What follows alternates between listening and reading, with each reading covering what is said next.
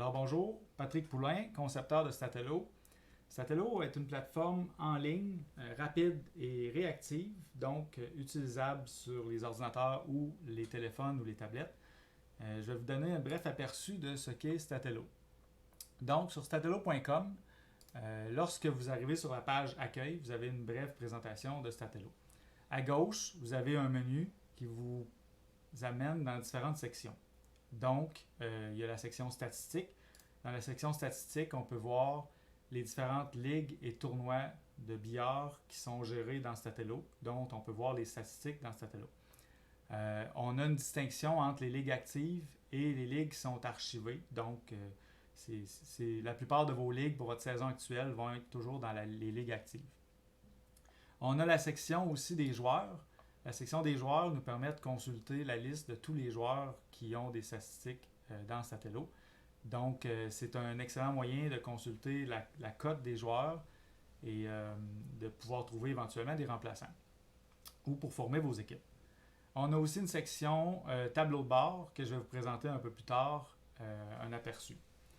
Donc, si on va dans la section statistiques, donc, dans la section statistiques, on a les ligues actives. On va prendre comme par exemple la Ligue Élite pour l'automne-hiver 2019. Quand on clique pour entrer dans la ligue, on arrive directement dans une interface comme ça où on a en haut le message de ligue. Donc, le message de ligue est géré par le gestionnaire de la ligue. C'est là que les différentes communications vont être faites concernant les commissions web pour les gagnants des demi.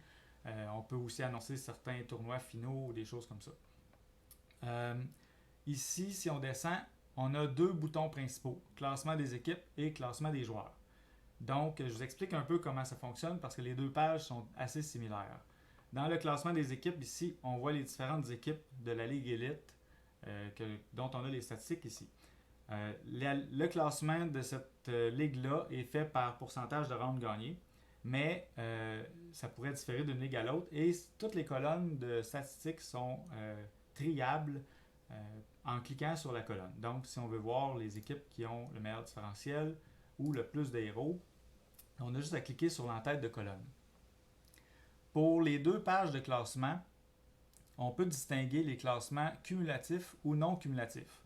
Donc ici, ce qu'on voit, c'est un classement cumulatif par sous-saison. Donc, dans notre cas ici, cette ligue-là avait deux sous-saisons. Donc, on voit le classement pour la sous-saison 2. Si on clique pour sous-saison 1, on va voir le classement pour la sous-saison 1. On peut aussi faire le classement cumulatif pour toute la saison en choisissant ici saison en entier. Donc, même principe avec des statistiques qu'on peut trier en cliquant sur les entêtes de colonne.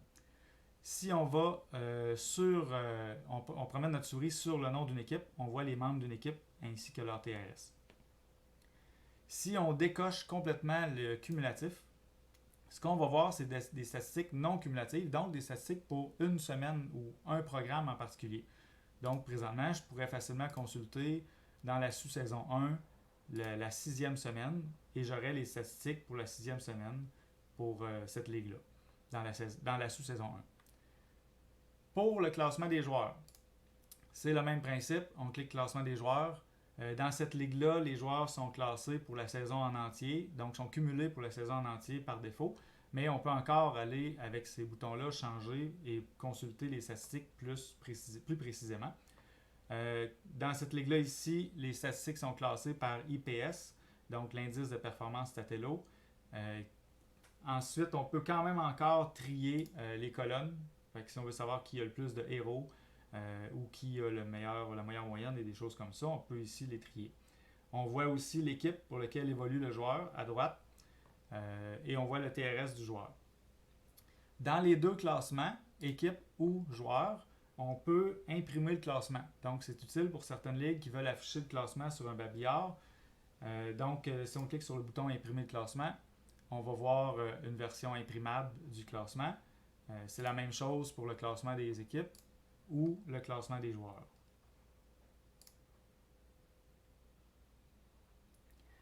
Donc, c'est comme ça qu'on peut consulter les statistiques pour les ligues au niveau des équipes et des joueurs. Dans le menu joueurs, on peut visualiser les statistiques, pas les statistiques, pardon, mais la liste des joueurs qui sont dans Statello ou dans votre système de cotation. Donc, présentement, ce qu'on voit, c'est tous les systèmes de cotation. Ici, présentement, on a 4 systèmes de cotation dans Statello pour l'instant. Donc, c'est facile de dire, je veux choisir le système QVNA TRS. Donc, on va avoir la liste de cotation de tous les joueurs qui sont dans Statello avec leur TRS QVNA. De cette façon-là, on peut aussi chercher un joueur par nom. Donc, si je cherche comme par exemple un certain M. Falardeau, je vais trouver facilement sa cote et je vais pouvoir consulter aussi en cliquant sur son nom. Je peux consulter aussi son historique de cote. Donc, on voit que M. Statello en 2016 était coté C+, 60 et en 2018, il est devenu B, 50. Donc, c'est facile de consulter les joueurs un par un ou tous à la fois. On peut aussi choisir le système de cotation et choisir une certaine cote. Donc, si je veux avoir tous les joueurs qui sont C+, je n'ai qu'à filtrer les joueurs par C+, pour le TRS QVNA. Et ça permet facilement de trouver un remplaçant ou de former vos équipes parce que vous avez maintenant, dans ce cas-ci, les 5 pages de C+, qui sont dans Statello. Je vais vous présenter aussi un aperçu général du tableau de bord. La première chose que je vais dire pour le tableau de bord, c'est je veux rappeler aux joueurs que Statello, ce n'est pas un service payant. Statello, c'est un service gratuit, en fait, qui est payé par votre inscription, vos frais d'administration. Donc, tout ce que j'ai présenté jusqu'à maintenant pour les classements, c'est gratuit. Ce qui n'est pas gratuit, c'est une version, ce qu'on appelle une version premium, c'est une version avancée pour consulter vos statistiques qui est sous abonnement annuel. Donc, c'est disponible de façon volontaire pour les joueurs. Donc, les joueurs qui mangent les statistiques et qui veulent en avoir un peu plus peuvent avoir des statistiques plus avancées à ce niveau-là. Je vous invite à consulter la section aperçu général pour voir un peu ce que je présente dans cette section-là pour chacun des joueurs. Donc, c'est une place où on peut voir notre évolution au niveau de notre moyenne. On peut voir nos statistiques de match. On peut voir les parties qu'on a jouées, si on a gagné les victoires-défaites, les héros qu'on a fait. On peut voir nos fiches envers chacun des adversaires. Donc, on peut savoir contre qui on est bon, qui est notre bête noire. On peut même comparer nos adversaires de la soirée, si on veut, pour voir si on veut améliorer notre fiche contre eux ou pas. Donc, c'est une panoplie de statistiques qui est offerte, je le rappelle, sous abonnement annuel. Mais, encore une fois, les classements que je vous ai présentés tout à l'heure avec les classements d'équipes et de joueurs sont fournis avec votre ligue avec vos frais de ligue. Donc, merci.